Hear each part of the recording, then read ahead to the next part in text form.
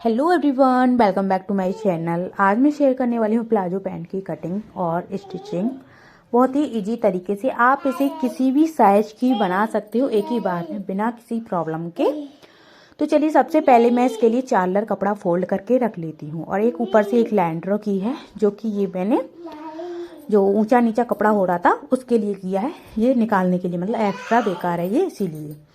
अब मैंने, आप जिस साइज की बनाना चाहते हो उस साइज की आपको प्लाजो पैंट आपका ले लेना है, किसी भी साइज का आपका हो। अगर आप नाप से बनाना चाहते हो तो आप मुझे कमेंट कर देना, मैं अगला वीडियो आपके लिए एक वीडियो पर्सनल बना दूंगी नाप के थ्रू, एक एक चीज बता के उसमें। अब एक मैंने लैंड्रो की है 2 इंच नीचे से, ये मैंने जो कमर इलास्टिक के लिए फोल्ड होगा ना कपड़ा ऊपर से, वो ली है एक्स्ट्रा। अब जो हमारा पैंट है उसको हमें अच्छे से सेट करके रखना है। इसकी चौड़ाई को आपको अच्छे से देख लेना है। इसमें अगर आप थोड़ा सा और भी लूज रखना चाहते हो तो थोड़ा सा लूज आपको रख देना है। तो साइड्स का जो कपड़ा है जो मेरी तरफ से है, उधर से आपको थोड़ा सा छोड़ते हुए इधर म्यानी वाले पार्ट तक ले लेना है। अब आपको एक चीज का ध्यान रखना है कि इस जो म्यानी है वो आपको सीधा करके ही नापनी है। अभी मैं आपको समझाऊंगी कैसे आपको। अब देखिए, अब आप इस तरीके से नापोगे ना तो देखिए इतना बुक आ जाएगा, लेकिन अब अगर आप तिरछा नाप रहे हो तो वो ऊपर ही आ रहा है और जो आपकी म्यानी है वो काफ़ी छोटी हो जाएगी अगर आप ऐसे ही निशान लगा दोगे तो देखिए इतना फर्क पड़ रहा है, कम से कम 2 इंच का फर्क पड़ रहा है। लेकिन अगर हमने सीधी लेते हुए नापा है ना तो वो सही आई है और ये बाद में कोई दिक्कत भी नहीं देगी। तो कभी कभी पहले मैं भी ऐसे ही नाप दिया करती थी, तो जो म्यानी है ना वो काफ़ी छोटी हो जाती थी। मैं भी सोचती थी कि ये क्यों हुआ, मैंने तो सब कुछ नाप के किया लेकिन फिर भी हो गया। तो अब नहीं होती है, क्योंकि मैं अब इसको सीधा करके नापती हूँ। तो जो कमी मैंने की है वो आप नहीं करोगे। अब जो भी आपकी कमर है, वैसे तो आप पजामी से नाप सकते हो, लेकिन मेरी जो कमर है वो मैंने 40 इंच के हिसाब से 10 इंच कर लिया चौथा हिस्सा, और उसमें मैंने 3 इंच मार्जिन के लिए लिया है, क्योंकि 1 इंच इसमें सिलाई में चला जाएगा और 2 इंच मार्जिन के लिए हो जाएगा, इसीलिए। तो 13 इंच का मैंने निशान लगाया ऊपर से नीचे तक, और ये नीचे से इस तरीके से राउंड दे दिया। और फिर से हमें इसके पजामे के बराबर आपको लंबाई, जितनी आपको लंबाई चाहिए उसके अकॉर्डिंग आप लंबाई कर लेना। तो मैं लंबाई इस पजामे से 1 इंच एक्स्ट्रा रख रही हूँ, क्योंकि 1 इंच सिलाई में भी जाएगा, इसीलिए नीचे से भी 2 इंच हमने ऊपर से तो रख ही दिया पहले ही। 2 इंच जो मैंने ऊपर से निशान लगाया है जो फोल्ड होगा इलास्टिक वगैरह के लिए, वो हो गया। और 1 इंच का आपको नीचे से भी रखना है, क्योंकि नीचे से भी तो फोल्ड होगा, इसीलिए। तो चलिए, हमने इसमें निशान वगैरह तो लगा दिए, जैसे जैसे हमारी पजामी थी वैसे वैसे हमने इसमें निशान को लगा दिया है। अब इसको हम कट कर लेते हैं। तो बहुत ही सिंपल सा तरीका है जो कि मैंने आप लोग को बता दिया। किसी भी आप नाप की बना सकते हो, जिस नाप की आप बनाना चाहो। अब चलिए, हम इसमें लगाने वाले हैं म्यानी। तो म्यानी से हमारी जो पजामी है ना वो मजबूत रहती है, काफ़ी टाइम तक चलती है। लेकिन अगर आप म्यानी नहीं लगाओगे ना तो जल्दी से जल्दी फट जाएगी, और हम ऐसा काम तो कोई नहीं चाहता है कि जल्दी फट जाए। तो इसमें हम लगाएंगे म्यानी। अब देखिए, म्यानी मैंने पहले कट कर लिया, लेकिन आपको बता देती हूँ कि कितनी लंबी चौड़ी है। चौड़ाई इसकी 4.5 इंच की है, लंबाई इसकी 5.5 इंच की है। आप थोड़ी बहुत ज़्यादा भी ले सकते हो, कम मत करना, क्योंकि छोटी हो जाएगी तो ज़्यादा फिर फटेगा पैंट बैठने उठने में, इसीलिए।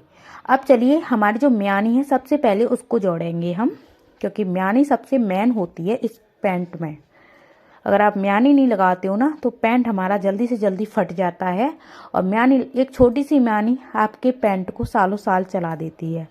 अब चलिए, हम इसमें म्यानी लगा देते हैं। लेकिन म्यानी लगाने का अच्छा तरीका बता दूं आपको। म्यानी आपको नीचे से लगाते हुए ऊपर की तरफ चलनी है, ताकि आपकी जो म्यानी है वो बराबर लगे।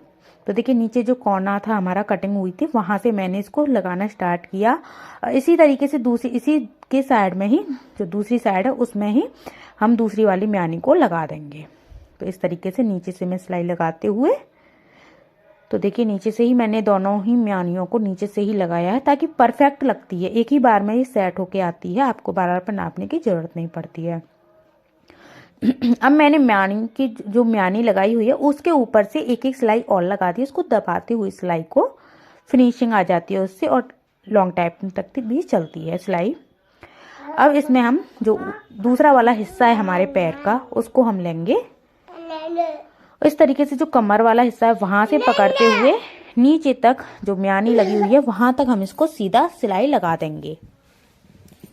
तो चलिए हम इसमें सिलाई लगा लेते हैं, और इसी तरीके से आपको फिर दूसरी साइड में भी सिलाई लगा देनी है, और ऊपर से फिर एक एक सिलाई और लगा देनी है सिलाई को दबाते हुए। अगर आप ऊपर से सिलाई लगाते हो ना, इससे काफी फायदा होता है। आपकी जो पजामा है, कुछ भी आप सिल रहे हो, लॉन्ग टाइम तक चलता है। अब देखिए ये आगे पीछे वाला हिस्सा तो हमने कर दिया है रेडी म्यानी वगैरह लगा के। अब हम ऊपर से फोल्ड करते हुए जो इलास्टिक वगैरह, आप नारा भी डाल सकते हो, इलास्टिक डालना चाहो तो इलास्टिक भी डाल सकते हो। हम ऊपर से फोल्ड करते हुए पूरे को सिल देते हैं। 1 इंच का इसमें गैप छोड़ेंगे क्योंकि हमें अभी इसमें इलास्टिक भी डालनी है, वो हम बाद में डालेंगे, पहले पजामे को रेडी कर लेते हैं तब। तो ये मैंने पूरे में सिलाई लगा दी, केवल 1 इंच का सा गैप छोड़ दिया है। अब इसको हम ऊपर से तो हो गया कंप्लीट काम इसमें, अब नीचे से ले लेते हैं। अब नीचे से हम फोल्ड करेंगे इस तरीके से और सिलाई सीधी लगा देंगे दोनों ही पैरों में। तो चलिए इसमें भी हम अब सिलाई लगा लेते हैं। अगर इसमें आप डिजाइन वगैरह डालना चाहते हो नीचे पैर पे, तो आप डिजाइन वगैरह डाल सकते हो, अगर आप पे आती है तो। अगर आप सीखना चाहते हो तो आप मुझे कमेंट कर देना, तो कमेंट तो करना पड़ेगा ना। तो चलिए अब देखिए, अब हमने इतना काम कर लिया। अब इसमें हम साइड से सिलाई लगाएंगे। तो जो एक पैर का हिस्सा है उसको हम वहीं से सिलाई लगाना स्टार्ट करेंगे, दूसरे पैर तक आ जाएगी सिलाई। लेकिन आपको इसमें भी एक चीज का ध्यान रखना है, जो आपकी म्यानी है वो बिल्कुल दोनों आगे और पीछे से जो कपड़ा है हमारा वो दोनों ही मिलनी चाहिए, दोनों म्यानी बराबर आनी चाहिए। और देखिए ये हमारी प्लाजो पैंट बन के रेडी हो चुकी है। अब हम इसमें इलास्टिक वगैरह डाल लेते हैं। तो जहां से हमने इसमें छोटा सा पार्ट छोड़ा हुआ था 1 इंच करीब का, आपको अपने अकॉर्डिंग इलास्टिक ले लेनी है, जिस साइज की भी आपकी कमर हो उसके हिसाब से। और इसमें मैंने देखिए इलास्टिक डाल दी है, इसमें भी हम सिलाई लगा देंगे। आप गांठ लगाना चाहो तो गांठ भी लगा सकते हो। तो मैंने सिलाई लगाई है। अब जो बचा हुआ पार्ट था उसको भी हम सिलाई से कवर कर देते हैं। तो ये हमने सिलाई लगा दी, जो भी एक्स्ट्रा धागे वगैरह है वो मैंने कट कर दिए हैं। ये हमारी प्लाजो पैंट बन चुकी है बिल्कुल कंप्लीट। अब चलिए इसको मैं नाप के दिखा देती हूँ एक बार कि सही बनी है या नहीं बनी है, ताकि आपको कोई डाउट ना रहे। तो देखिए मैंने अपनी जो पुरानी पजामी है वो भी ले ली है, और जो नई सिली है वो भी ले ली है। इसकी जो लंबाई है बिल्कुल परफेक्ट है, चौड़ाई है बिल्कुल परफेक्ट है, और म्यानी है जो ये भी बिल्कुल परफेक्ट है। आप देख सकते हो कहीं से भी ऊंचा नीचा नहीं है, और बिल्कुल सही बनी है। और गाइस अगर आप लोग को हमारा ये वीडियो पसंद आया हो तो please like share and subscribe जरूर करना। Bye bye.